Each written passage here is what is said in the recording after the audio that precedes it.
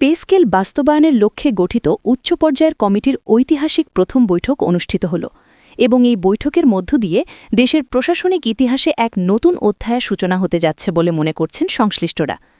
প্রিয় সরকারি চাকরিজীবী ভাই ও বোনেরা, আজকের সকালের আপডেট নিউজে আপনাদের স্বাগতম। যারা আমাদের চ্যানেলে নতুন তারা এক্ষুনি চ্যানেলটি সাবস্ক্রাইব করুন, আর হ্যাঁ, অবশ্যই কমেন্ট করে জানাবেন আপনারা কে কোন জেলা থেকে আমাদের ভিডিওটি দেখছেন। তবে চলুন কথা না বাড়িয়ে আজকের সর্বশেষ সংবাদটি জেনে নিন। দেশের সরকারি ও বেসরকারি কর্মচারীদের বেতন কাঠামোতে একটি যুগান্তকারী ও ইতিবাচক পরিবর্তন আনার মহান উদ্দেশ্য নিয়ে গঠিত পে স্কেল বাস্তবায়নের এই হাই প্রোফাইল কমিটির প্রথম বৈঠকটি আজ অত্যন্ত গুরুত্বের সাথে অনুষ্ঠিত হয়েছে। এই গুরুত্বপূর্ণ বৈঠকে সভাপতিত্ব করেছেন দেশের বর্তমান সময়ের সবচেয়ে আলোচিত রাজনৈতিক ব্যক্তিত্ব ও দলের সিনিয়র নেতা তারেক রহমান, এবং বৈঠক শেষে তিনি জাতির উদ্দেশ্যে ও বিশেষ করে সরকারি কর্মচারীদের উদ্দেশ্যে ৩টি অত্যন্ত গুরুত্বপূর্ণ ও নীতি নির্ধারণী বার্তা প্রকাশ করেছেন, যা দেশের লক্ষ লক্ষ সরকারি চাকুরিজীবী ও তাদের পরিবারের জন্য বিশেষ গুরুত্ব বহন করছে এবং আশার আলো জাগিয়েছে। এই কমিটি গঠনের মূল উদ্দেশ্য শুধুমাত্র একটি গতানুগতিক নতুন পে স্কেল নির্ধারণ করা নয়, বরং তা দ্রুততম সময়ের মধ্যে বাস্তবায়ন করে প্রজাতন্ত্রের কর্মকর্তাদের আর্থিক নিরাপত্তা নিশ্চিত করা এবং তাদের কাজের প্রতি প্রেরণা ফিরিয়ে আনা, যা বিদায়ী অন্তর্বর্তীকালীন সরকার তাদের শাসনামলে করতে ব্যর্থ হয়েছিল বা করার সাহস দেখায়নি। তারেক রহমান আজকের এই দীর্ঘ বৈঠকের পর আরও একটি অত্যন্ত গুরুত্বপূর্ণ ও তাৎপর্যপূর্ণ বার্তা প্রদান করেছেন, যা প্রশাসনের অন্দরমহলে স্বস্তি ফিরিয়ে এনেছে। তিনি অত্যন্ত দৃঢ়তার সাথে বলেন, আমাদের নতুন সরকারের প্রাথমিক ও প্রধান অগ্রাধিকার হবে এই পে স্কেল বাস্তবায়ন করা, যাতে দেশের সকল শ্রেণীর ও সকল গ্রেডের চাকুরিজীবীরা তাদের দীর্ঘদিনের বকেয়া ও ন্যায্য বেতন এবং প্রাপ্য সুবিধাদি সময়মতো ও সম্মানজনকভাবে পেতে পারেন। তিনি আরও বলেন যে এই ক্ষেত্রে, অর্থাৎ পে স্কেল বাস্তবায়নের ক্ষেত্রে আর কোনো ধরনের আমলাতান্ত্রিক বিলম্ব বা কোনো প্রকার জটিলতা গ্রহণযোগ্য নয়, এবং কেউ যদি ইচ্ছা করে বিলম্ব ঘটায় তবে তার বিরুদ্ধে কঠোর ব্যবস্থা নেওয়া হবে।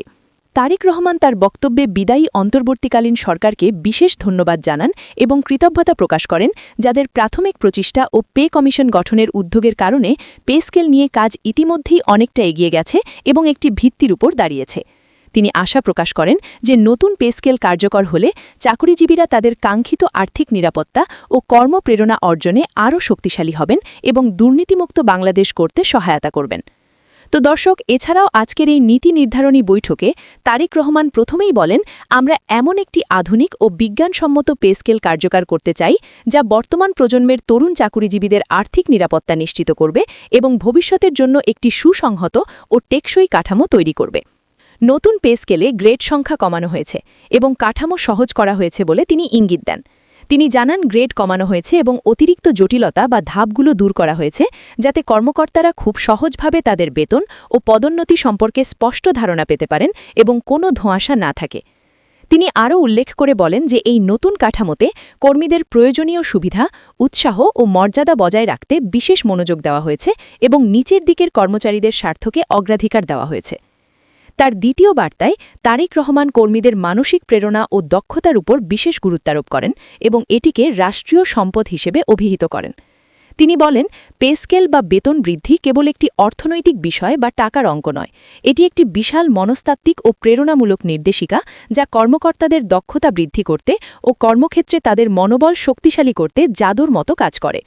আমরা চাই সরকারি এবং বেসরকারি উভয় খাতেই এই কাঠামো একটি উদাহরণ বা বেঞ্চমার্ক হিসেবে কাজ করুক। তিনি জানান, কমিটি ইতিমধ্যে প্রাথমিক পর্যায়ে নতুন রিপোর্ট প্রস্তুত করেছে এবং খুব শীঘ্রই এটি প্রজ্ঞাপন বা গ্যাজেট আকারে জারি করা হবে। এতে চাকুরিজীবীরা নতুন পে স্কেলের সুবিধা খুব দ্রুত গ্রহণ করতে পারবে এবং তাদের দীর্ঘদিনের কষ্টের অবসান হবে। তৃতীয় বার্তা হচ্ছে, তারেক রহমান ভবিষ্যৎ পরিকল্পনার উপর আলোকপাত করেন এবং একটি দীর্ঘমেয়াদী ভিশন তুলে ধরেন। তিনি বলেন, আমরা শুধুমাত্র একটি নতুন পে স্কেল প্রবর্তন করে হাত গুটিয়ে বসে থাকব না, বরং তা ধারাবাহিকভাবে পর্যবেক্ষণ ও আপডেট করার জন্য একটি স্থায়ী ও কার্যকর প্রক্রিয়া তৈরি করব। এটি নিশ্চিত করবে যে দেশের চাকুরিজীবীরা সবসময় বাজার দরের সাথে সঙ্গতি রেখে সমান সুযোগ ও ন্যায্য বেতন পান এবং তাদের আর 10 বছর অপেক্ষা করতে না হয়। তিনি আশ্বাস দেন যে নতুন পে স্কেল গ্যাজেটের মাধ্যমে যথাযথ প্রজ্ঞাপন এবং দ্রুত কার্যকরী পদক্ষেপ নেওয়া হবে এবং এটি হবে সরকারের প্রথম 100 দিনের কর্মসূচির অন্যতম সাফল্য। বৈঠকের পর জানা যায়, এই বাস্তবায়ন কমিটি মোট 9 জন সদস্য নিয়ে গঠিত হয়েছে, যেখানে অভিজ্ঞ আমলা, অর্থনীতিবিদ এবং কর্মচারী প্রতিনিধিরা রয়েছেন। কমিটির প্রধান হিসেবে দায়িত্বপ্রাপ্ত ব্যক্তি পে স্কেল বাস্তবায়ন, প্রজ্ঞাপন প্রস্তুতি এবং সময়মতো কার্যকরী পদক্ষেপ নিশ্চিত করবেন এবং সরাসরি সরকার প্রধানের কাছে রিপোর্ট করবেন। বৈঠকে পে স্কেলের প্রাথমিক খসড়া, গ্রেড সংখ্যা নির্ধারণ, পদোন্নতির নতুন স্বয়ংক্রিয় মানদণ্ড এবং বিশেষ বোনাস ও ভাতা, বিশেষ করে চিকিৎসা ও বাড়িভাগা ভাতা সংক্রান্ত বিষয়গুলো নিয়ে অত্যন্ত বিশদভাবে ও পুঙ্খানুপুঙ্খভাবে আলোচনা করা হয়। তো দর্শক, এছাড়াও তারেক রহমান বৈঠকের শেষে সকল সংশ্লিষ্ট কর্তৃপক্ষ ও মন্ত্রণালয়ের সচিবদের অনুরোধ করেন যে পে স্কেল বাস্তবায়ন প্রক্রিয়ায় কোনো ধরনের লালফিটার দৌরাত্ম্য বা বিলম্ব যেন না ঘটে এবং কর্মকর্তাদের আস্থা ও স্বার্থ যাতে শতভাগ রক্ষা হয়।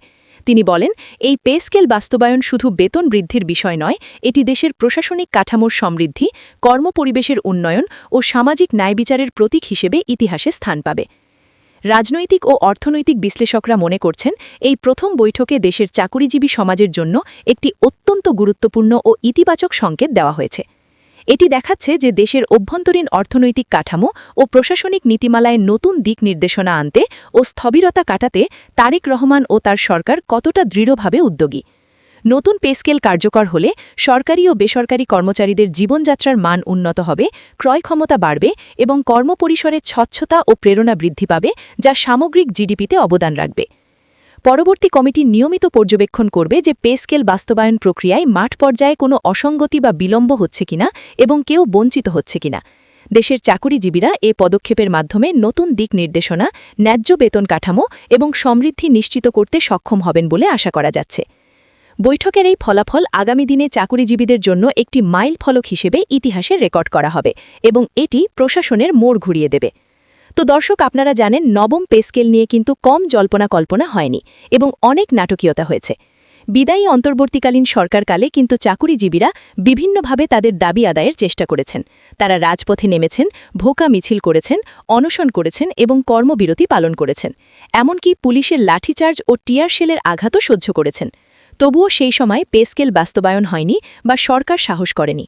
কিন্তু নতুন সরকারের আমলে এবং তারেক রহমানের সরাসরি হস্তক্ষেপে খুব দ্রুত এটি হচ্ছে এবং এই সাহসী উদ্যোগ নেওয়া হচ্ছে, তার সরকারি চাকুরিজীবীদের জন্য নিঃসন্দেহে এক বিশাল সুখবর এবং ঈদের আনন্দের মতো একটি ঘটনা।